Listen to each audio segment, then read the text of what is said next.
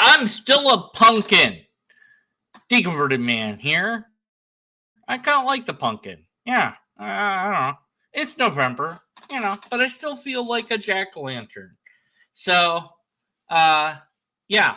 Okay, we're going to look at this video. It's only 13 minutes, 25 seconds long, so we should only be here for, 15 years analyzing it for logical fallacies.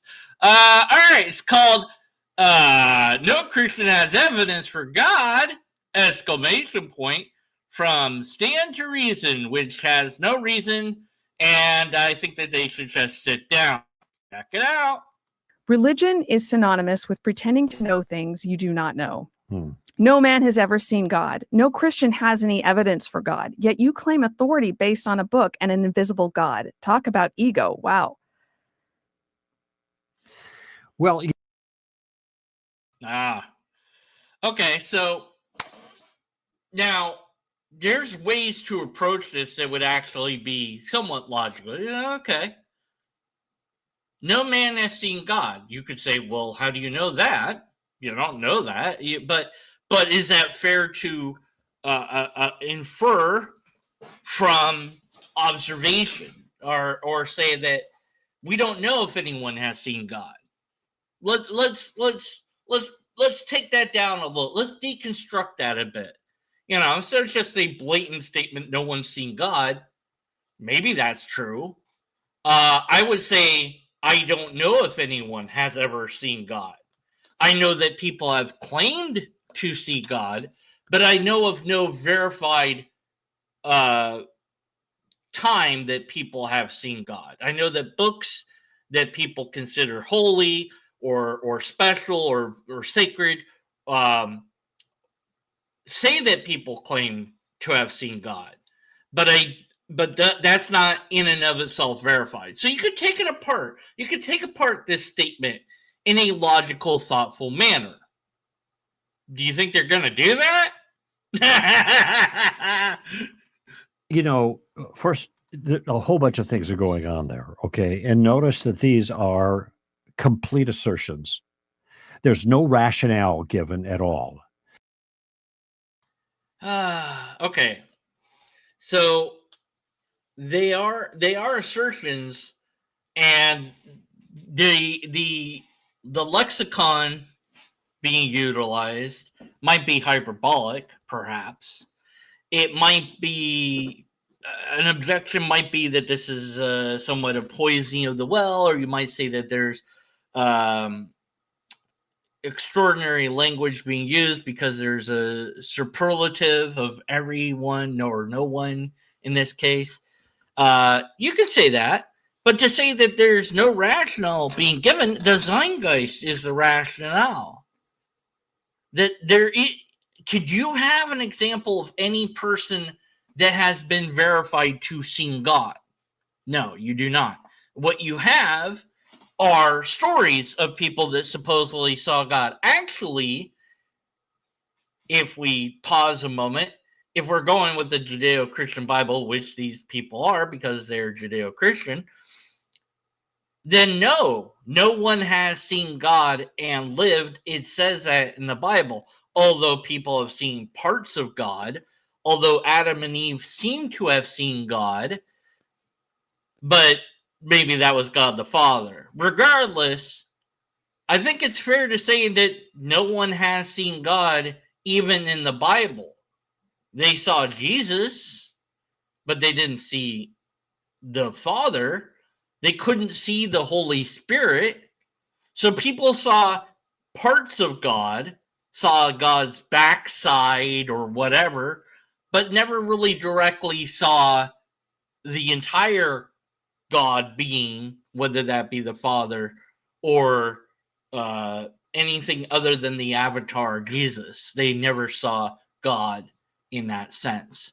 So I think it's fair to say that according to your religion, that no one has seen God, because it says no one has seen God and lived. So I mean, that seems like a fair statement to make within your own religion. So that's not a baseless assertion to make. There is a rationale there going by your own book, isn't it? Anyways. And then there's a claim about the nature of faith. Faith is when you believe something and you have essentially it's pretending to know things you do not know. That's Peter Boghossian. Mhm. That's almost a quotation out of atheist Peter Boghossian's book. Okay. I mean, I've heard Aaron Ross say something like this in full. I've heard Aaron Ross say, "Oh, it's from somebody's book." Okay, and that doesn't diminish it. What? That was weird. It's weird. Oh, they're quoting from some book. So you guys do that all the time. Where it's called a manual for creating atheists. Well, he's welcome. Dan's welcome to that opinion. The problem with that view is, and this really kind of dawned upon me as I looked at the Copleston's history of philosophy. Now that's like, all right. So he's completely tangent off on something else. The word faith. What does that mean? Okay, if that's what your problem here is, right? Because obviously that's the problem at hand is first of saying no one's seen God, which under Christianity has to be true, under Judaism has to be true, or at least God as a full being. Again, you could quibble and say, well, people saw Jesus, and that's an aspect of God, that's an avatar of God, but you're not seeing the Father because you can't see him and live, apparently. You can only see parts of him, right? I already covered that. Okay. So it's fair enough we don't need to do the asterisk to say no one's seen God according to Christianity. Okay. Now, let's talk about faith. The word faith appears 336 times, give or take, in the King James Bible. Now, go ahead and guess how many times the word evidence appears in the King James Bible. It does appear. It's not a trick question. There's a number. Do you think it's a low number or a high number? Just take a guess. I'll give you a moment to think about this. Did you come up with a number? Okay. Well, if you guessed that it was going to be a low number, then you'd be right. But how low of a number? Well, 7 times is the number. Again, I think that might be approximate because, but okay, well, what about other versions? Other versions are going to have this different. Okay. But that says something to me. Even though we are translating this from two different languages, the fact that the word evidence only appears briefly in the entire Bible, but the word faith appears overwhelmingly, indicates to me that the word faith really matters to the biblical writers. So it should matter then what that word means. So we analyze the Bible. Sure, why not? Sounds simple. What does the word faith mean here? A cursory overview would be trust or confidence or reliance in God, in his promises, in his characters. But in order to have trust, confidence, or reliance in God, you still have to believe that God is. You still have to have faith in God in the first place. And that faith is based on what? Because the Bible assumes that there's a God. It asserts that there is a God. But it never demonstrates that there's a God. People see miracle events that they attribute to God, but they never see God. They hear stories from people who talked to God, but they themselves don't get to talk to God.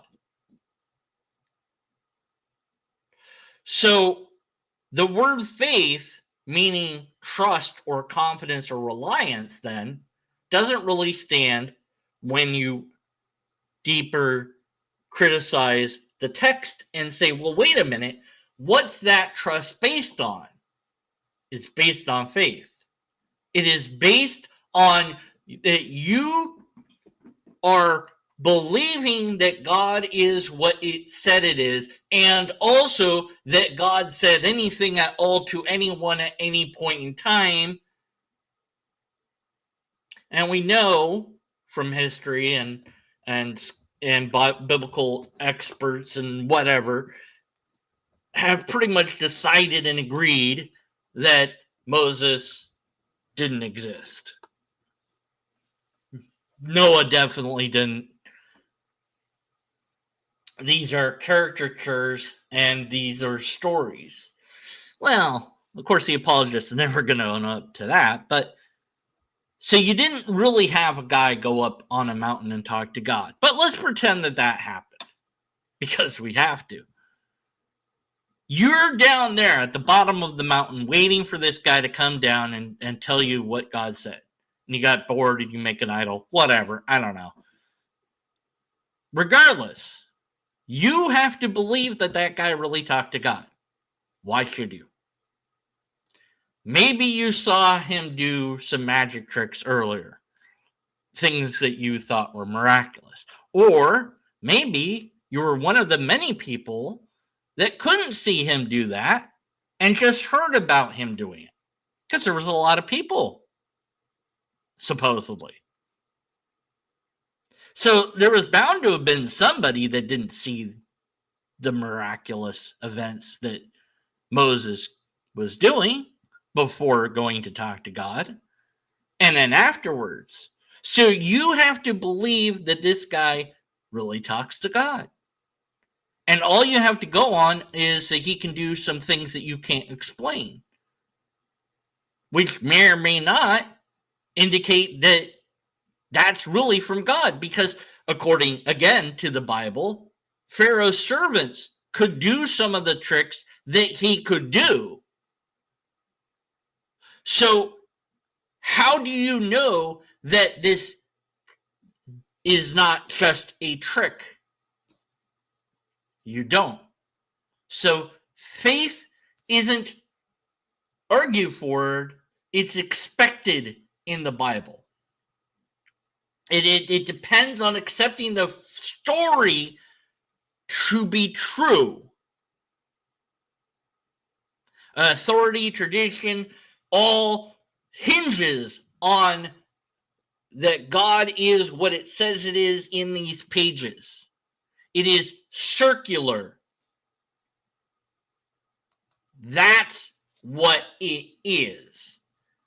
And then, of course, you could go to Hebrews to boil it down even further. Faith is a confidence in what we hope for, and assurance about we do not see. Not faith is evidence and data that we gathered. It is confidence. It is hope for the unseen, for the non-evidence. Going to dictionaries and whatnot, you'll see faith can be complete trust or confidence in someone or something, or a strong belief in doctrines of religion based on spiritual conviction rather than proof. Even the dictionaries don't seem to agree with the apologist.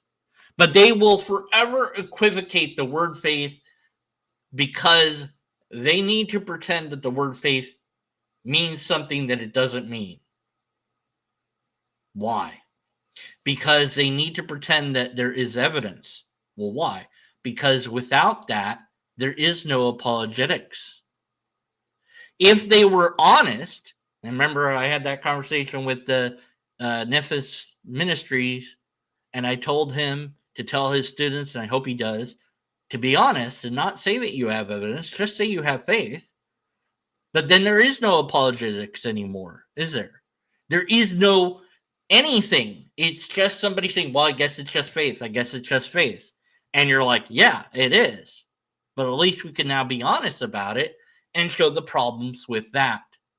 But the apologist must lie about there being evidence when all they have are arguments. And by the way, those arguments are flawed. But if they were honest, they wouldn't have a job anymore.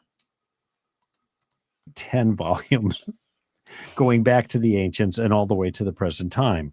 And I originally bought the series, the volumes of the history of philosophy when I started my MA Phil program under JP Morgan. I wanted to be more educated, be able to draw from a standard resource about this. It turns out that from about the mid-2nd century, maybe 3rd century, up until Get to the point. the 19th century, you got like 1,600 years. Virtually every single prominent philosopher in Western civilization was a biblical theist. Who the fuck cares? What does that have to do with it being faith? It's still faith. All these people were this thing. Who cares? This is a ginormous red herring. The topic is no one's seen God. You guys are acting like you know that there's a God when no one has seen it. Even according to your own book, it says you've never seen God, that no one has seen God, or at least God the Father. Again, let's have a little asterisk, I suppose, but no one has seen it. It's there. What's your evidence then? Can you just tell us the evidence?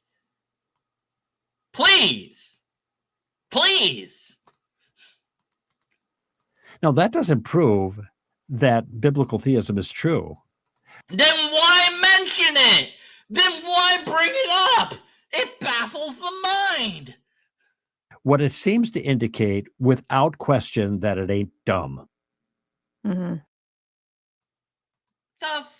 Who cares? The thing didn't say it was dumb, per se. It said that there's no evidence. It said nothing about dumb. This is a giant red herring with now a construct straw man thrown in. That it ain't the case that there is no evidence. Yes, actually, it is the case that there is no evidence. Because if there was evidence, rather than going off on a tangent or whatever, you would say the evidence is fill in the blank. What's the evidence for evolution? Well, we've got a lot of it, a whole lot of it. You know, here's 20 different scientific papers that talk about that. Here you go, citation and description. Oh, well, we can't do that for God. Why not? Well, because God isn't a thing like evolution that we can verify. Right. And why is that? Well, because no one's seen God. Oh, right. Yeah. There's no way to test God and no way to empirically verify God. This has already been confirmed with numerous people over the course of time that I've talked to that have been honest about this, that have said it was just faith. The last guy I talked to, it was just faith, yes. He had some experiences that he knew wouldn't convince me, so he didn't bring those up. He said that he had something, but he didn't go into what that was because he knew I wouldn't care. And I'm grateful that he knew and understood that. But at the same time, when it comes to actual evidence, you don't have any. If you had evidence, you would just give it to us. But you don't. We know that you don't. Ever read Thomas Aquinas?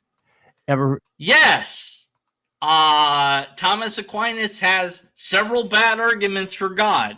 That's not arguments are not evidence. These are bad arguments are definitely not evidence, but even good arguments wouldn't be evidence. Evidence is evidence. Read Anselm? Ever more broken argument? Yeah. Read Augustine? These guys were Those guys were people that made bad arguments. Okay, that's not evidence. Towering intellects. Okay. Nah, I mean, that's questionable and debatable, but it doesn't matter even if they were super smart. That doesn't make it true.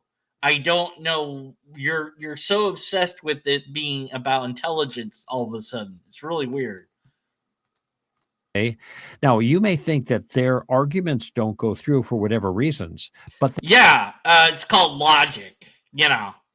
Now I looked at Thomas's first argument of motion or whatever. I still need to do at some point all the arguments for God, and I guess maybe that will be my next thing to do. I do have a video that somebody sent me that it was just so full of fallacies that I kind of wanted to do it, but maybe after. Well, I don't know.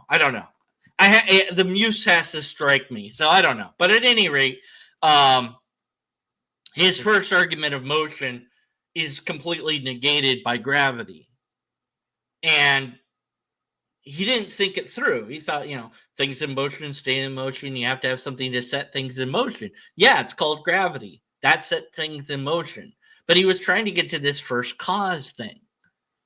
And all the other arguments are similar in nature in that here's a pattern of things that I've seen here on Earth. So I'm going to extrapolate that into the entire universe. And the problem, of course, what we know now and he didn't know, is that as you go backwards in time, the universe begins to get to a state where normal physics no longer can be tracked onto it because it's freaking hot. So that changes all our assumptions about what we know and understand work now. And also it means that logic, at least classical logic, we don't even know that we can use that when it comes to the Planck temperature of the universe in that time period, however long that time period was, even if it was a microsecond or Planck time period, which is the smallest measurement of time. It doesn't matter how long it was. I think it was several minutes. I'm not sure, but I don't know. It doesn't matter. For however long that was, during that time, you go, can you use logic there? I'd be like, I don't know. Don't know. Does the law of identity apply? No idea. Does any law apply? I don't know. Because it's too damn hot to do logic. Or physics, for that matter. It's hard to do logic when physics isn't around. So, until somebody presents a coherent way to understand a universe that's that hot in mathematical terminology or any other way, then there's no hope that I or anyone else could ever map logic onto that, because we just have a question mark. That's it. But, for their time, they might have been really smart guys, I guess. That doesn't make it true. So they still don't have evidence, and you're right. Their arguments should be completely thrown out because they don't work. They didn't work even back then, but they don't work now for sure. So that's not evidence then. they aren't nothing. They aren't mere assertions. A bad argument is nothing. It is an assertion. If you have a bad argument, then whatever that conclusion is, don't matter no more. Even if it's true. You can't say that it's weird how logic functions, but you can't say that it's not true. But you definitely can't say it's true either, at least in the realm of logic in and of itself. And I've said this before, but it's worth repeating. So I can have a bad argument that the conclusion is true. Premise one: either my light is on or it's off. Premise two: if lobsters exist, my light's off. So therefore the conclusion is my light's off. Well, even if it's true that my light is off, the argument sucks so badly that we have to be skeptical of the conclusion. Actually, my light is on. So actually, in reality, it didn't even align in reality. So what saves us the trouble of doing any of that whole argument is to look at the damn light. Oh, it's on. Okay, that saved us a whole bunch of problems. But sometimes arguments are useful. They're useful tools, these arguments that we create, these syllogisms. They're shortcuts, you know? And what's interesting to me about that informal logic is the utility and the limitation of it. It is useful to some degree, but it is also very limited in many aspects. It cannot tell you that the conclusion is absolutely false. It can only tell you that the argument wasn't good. And then, therefore, you have to discard the conclusion. Now, I say, be skeptical of the conclusion. I like that phrasing better. But if you study informal logic, I was like, yeah, if you have a unsound argument, the conclusion is not one that you should trust, that you should believe in. But you can't say that it's false because that's a different fallacy. It's a fallacy. Why it's called that, don't know, whatever. If you have a sound argument, then fine. Then the conclusion is one you can trust. Now, you might say, well, how do I go about finding out an argument is sound? Because that's what matters. Here's the premises. Premise one, Socrates, all men are mortal. Premise two, Socrates is a man. Conclusion, Socrates is mortal. Okay. Well, how do we go about finding out if all humans are mortal or all men are mortal? Well, observation and data gathering. Okay, what about Socrates being a man? Well, in this argument, we've asserted it, but I suppose if we knew the guy, we could verify that he was a guy. And then, based on that, we could then go A is B, B is C, therefore A is C, and there you go, it's done. Okay, it's a sound argument. And you'll notice that to verify the premises, we had to step outside of informal logic to look at reality and evaluate what's true in reality. Is Socrates a man? Oh, it turns out he's a cat. Well, then the argument don't work then. It only works if the premise is true. So can you demonstrate that the premise is true? Aquinas' arguments cannot demonstrate that their premises are true. But it's even worse than that because the conclusion assumes things about God that are not also argued for. So the conclusion cannot follow from the argument because you would need more arguments that show that God is the thing that he wants it to be. This is not evidence. Acting like you know what you don't know. Okay, these were all religious people who were able to parse out the discipline of epistemology. No, they didn't parse out epistemology, I don't think. I would like you to direct me to if St. Thomas Aquinas or any of the other people you mentioned talk about epistemology. I don't know that they do or don't, but within the arguments concerning God, no, they don't mention epistemology as far as I'm aware. There is no epistemological method there. So I don't know what the hell this guy is talking about. Let me know what he's talking about if you do, because I don't. Much better than virtually anybody can do now. And epistemology is a philosophical field of knowledge. How do we know what we know, and how can we trust what we know? And empiricism is empirical means is only one means of knowing things. Yes, but the empirical evidence of God is zero. It doesn't matter. It does you no good to say, well, that's just one way of knowing things. Okay, fine. Is there empirical evidence for God? Yes or no? Because the first statement made that you're trying to counter here is that there is no evidence. And by evidence, they didn't say empirical, but we're assuming empirical. So if that is true, that there's no empirical evidence for God, you can't object to that it's just one way of knowing what's real, or one way of knowing in general. I would love to see the apologists explain the other ways of knowing, by the way, and demonstrate that they're as valid as empirical evidence. Using your five senses. But empiricism is flatly refuted because, for one, it's self-refuting.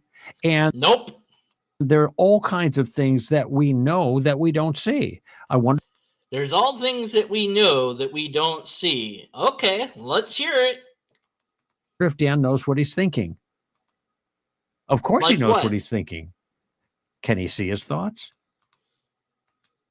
Yes. Yes, you can.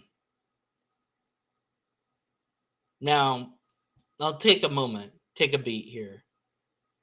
Yes, you could see your thoughts. You can see pictures in your head. Some people can. Not everybody, apparently. Some people see words in their head or hear a voice. I do all the. I usually have images or voice, my own voice, or I can picture ideas in my head, or I can picture words in my head if I try. But usually it's images or whatever, Pink elephant. Now you're all thinking of a pink elephant, But if I ask all of you to draw the pink elephant, well, of course, your various artistic ability is going to be put to the test, but also you're all going to draw a slightly different pink elephant because the way that we conceptualize that same idea is a little bit different from person to person. Mighty Filbert's going to draw a different pink elephant than Captive Desk. Robin Webster's going to draw a different elephant than Captive Desk would, or Mighty Filbert. In fact, that's your homework now. Is I want drawings of pink elephants. Email it to me, deconvertedman1@gmail.com, and I will send you a drawing of a lobster. That is a Deconverted Man guarantee. I demand pictures of pink elephants. Okay. Anyways. if anyone does, I'm going to be really happy. And I will send them a drawing of a lobster that I've done. Okay. It won't be AI. It will be me. But anyways, what the hell am I talking about? Okay. So empirical thing, he said it was refuted, self-refuting and all this, and yet he didn't demonstrate how that happens or whatever. So that's an assertion without an argument. That's what that looks like. No, he can't see his thoughts. Well, if he can, if he says that right. You can see your thoughts. Yes, so you can see all those images and you can hear your voice. So yes, you can see your thoughts in that sense. But also, if we want to get technical, plug me up to a machine. You'll see my thoughts. Oh yeah. You can see the brain waves. That's seeing thoughts. So yes, I could see those.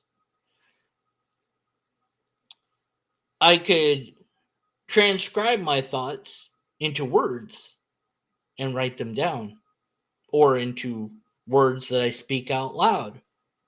And I can hear my thoughts said aloud. And if I write them, then I can definitely see them. So, yes, I can empirically verify my thoughts in many different ways. This is not an aha moment. You did not catch him. But it does not matter. The point is, he is saying there's no empirical evidence for God. Actually, he's just saying there's no evidence for God. And you're saying, well, but there's lots of things that you believe in that you don't have that evidence for. And then you name something that you think you don't have empirical evidence for, but actually there is empirical evidence for.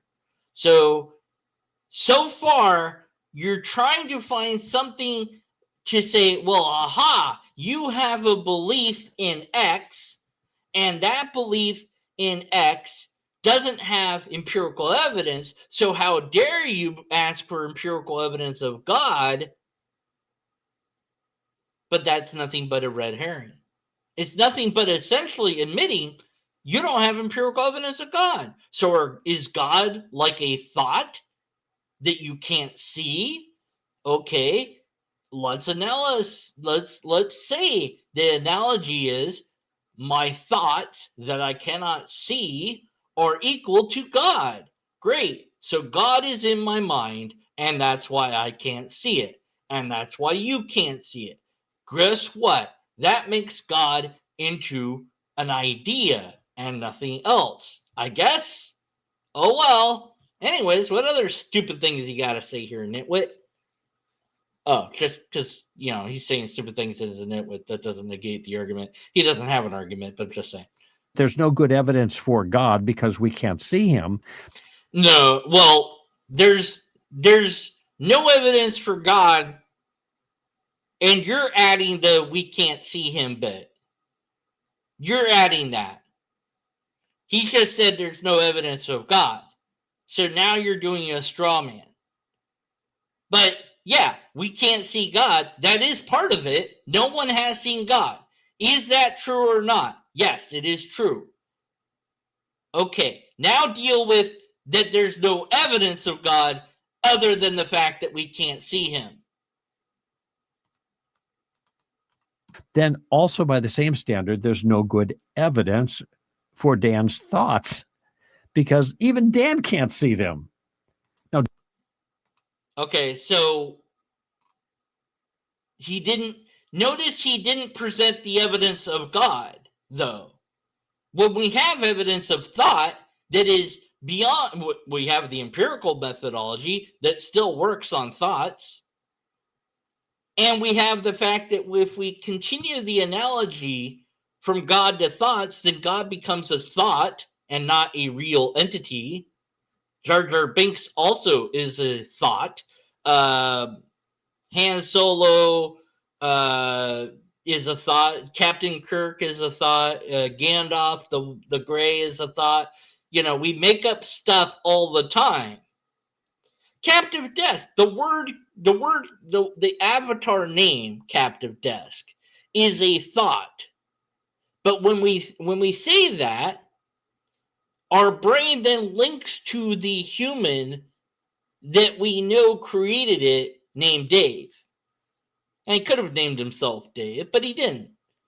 And I believe, if I recall correctly, Captive Desk is an anagram for skeptic or something like that. Skeptic something. I don't remember now offhand what it was. But it's an anagram of some sort. But at any rate, so he selected it for that reason. And it's an interesting name. And it's an avatar name. It's not his real name. I guess you could change his name to Captive Desk. It could be kind of awkward. What's your name? Captive. Last name Desk. Mr. Desk. Get to desk 4. I don't know. But it references something real, right? But it's still imaginary. There isn't a captive desk per se. There is only in the sense that concept is an imaginary one. But there is a real person that uses that imaginary avatar name online. So it's really cool what our brains do. Without even us really thinking about it, we can create these avatars. You're seeing an avatar of me as a jack-o'-lantern. And yet, it's me because you're recognizing my voice. And it kind of resembles this avatar that you're more used to. Now that I've switched it, I kind of don't want to go back. Oh, well. Anyways, no, I was kind of getting used to the pumpkin. Well, whatever. But you've also seen my face, which resembles the drawing of me. Because somebody drew that drawing to represent me. But that drawing isn't me. I am me. But yet, even though it's imaginary, we can still link it to the thing that it's supposed to be about. But we still have to admit that my drawing is imaginary. It is a real drawing, but it isn't real beyond that. So is that what God is? Just an idea, a drawing, an avatar name? And I'd say, yeah, because I'm a skeptic. But you, the believer, need to demonstrate that God is more than that. So by rendering God as a thought that you can't see, all you've done is admit that there is no empirical evidence of God. Not that that's what although, yes, that was part of the problem, is he said nobody has seen God. Also, there's no evidence of God. Those two seem like separate thoughts to me, but they could be conjoined, I suppose. But you're admitting, yeah, nobody has seen God, but that doesn't matter because there's some other thing that you haven't seen but you believe in. And even if that's true, it doesn't negate the problem that nobody has seen God and yet people believe in it. Well, nobody has seen thoughts and they believe in those. Doesn't matter. That's a different thing than God. Let's stay on the category of God, shall we? Nobody has seen it. Nobody has verified it at all. Even like we have with our thoughts, it hasn't been verified.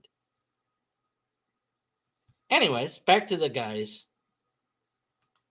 Well, Dan has private access to them, but it's direct access. It's not through seeing. And there are all kinds of things need to be true for the empirical method to work to begin with. Oh, no, things have to be true for it to work.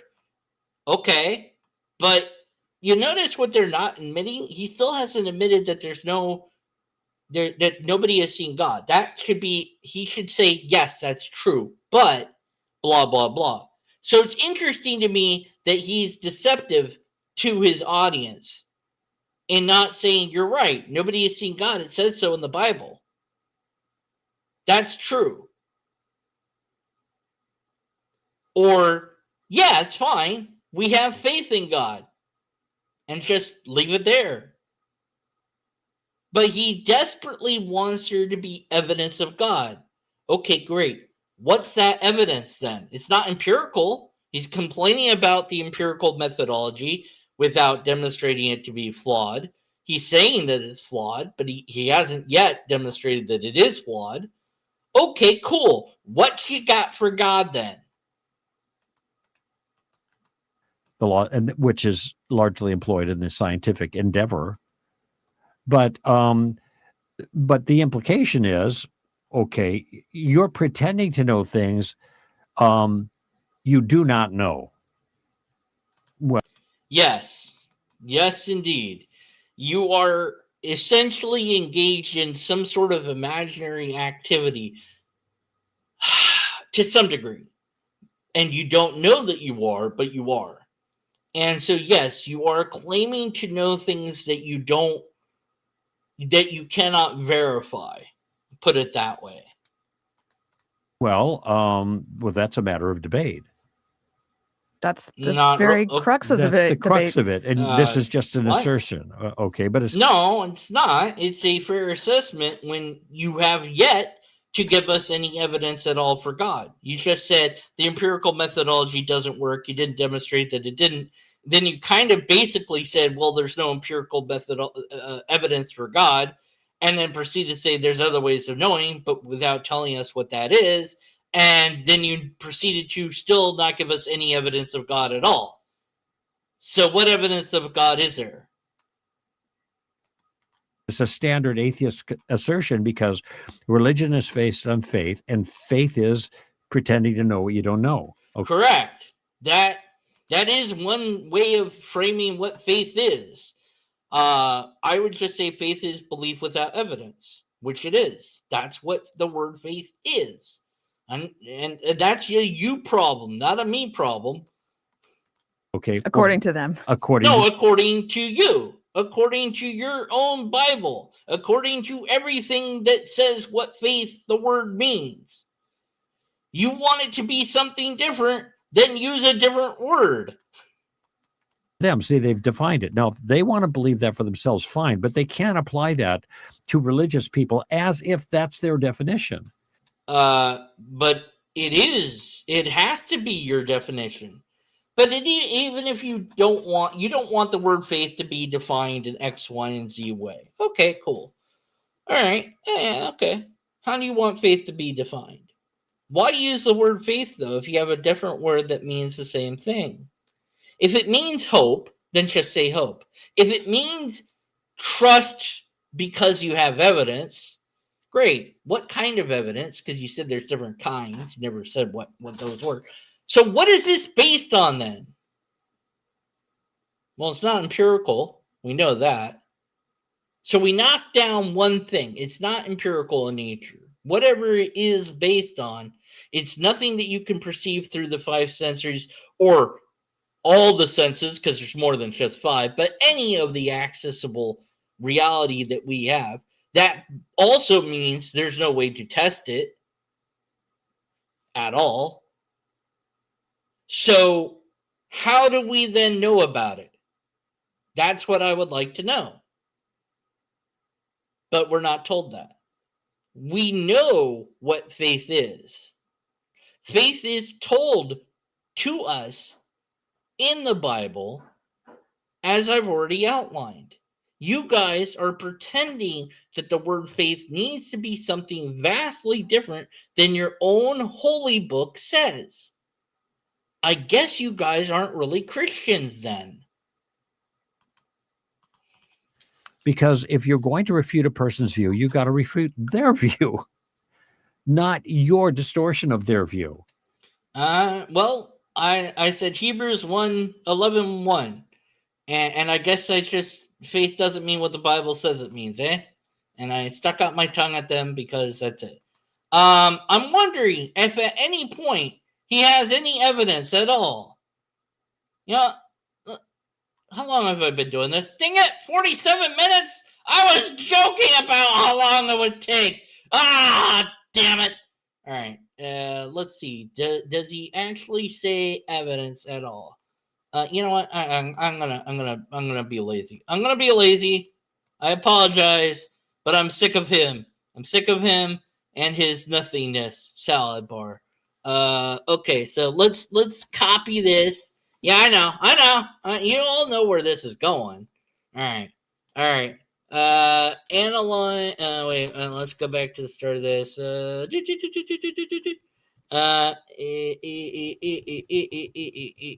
all the way to the start. Hold on a second. Okay. Is there any evidence offered in this dialogue? Let's just see it. No, there's no actual evidence offered in that dialogue. Okay, thanks. That's it. That's all I needed. Thanks, GPT. Thanks. Okay, I'm curious to ChatGPT doing my work for me. Oh God, I'm so lazy. I feel so bad. But you know what? It's fun. It's fine. Just like appeal to authority, tradition, category, analogy, misuse, false claims about empiricism, vague appeals to cosmology and design, mischaracterization of no evidence claim, and deflection to moral subjectivity. Okay, yeah. So he doesn't ever actually offer any evidence. That's what I thought. And I saved myself the extra time of going through the rest of his video. Is that lazy? Yes. But also, I mean, you know, I've pretty much already refuted everything that I need to refute. So that makes it okay to be lazy at the end, because this is me wrapping up. Okay, because I don't want to keep going. All right, so what do we have here? We have a statement that is evidently true, that there is no one that's ever seen God, and also that there's no evidence for God. Those things are still true, And the best he can do is dance around the problem that he doesn't have evidence of God. By the way, fine-tuning isn't evidence of God. Even if it was exactly what they say it is, which it isn't, what evidence of God would be God itself. That's what we need. We need to be able to verify it in some way, shape, or form. And the best methodology we have is science, which God apparently is immune to by their own statements. And it does them no good to try to make the empirical methodology somehow wave that away and say that that's no good, or you have things that don't fit in that category. Just admit that, yes, you have no evidence of God. You don't. You just have bad arguments. That's it. Hey, Blaster Master, can you email me? I don't know your email offhand and I couldn't find it. So email me, Blaster Master. Thanks. Okay. That's it. That's all I got for you today. And I guess. So thanks for listening. Hopefully you made you think about stuff. Tell me things that you think are not empirically verifiable in the comments, and I'll explain how we can indeed empirically verify them. And until next time, be skeptical, and after next time, stay skeptical. Thanks for watching and stuff. That's it. Good night.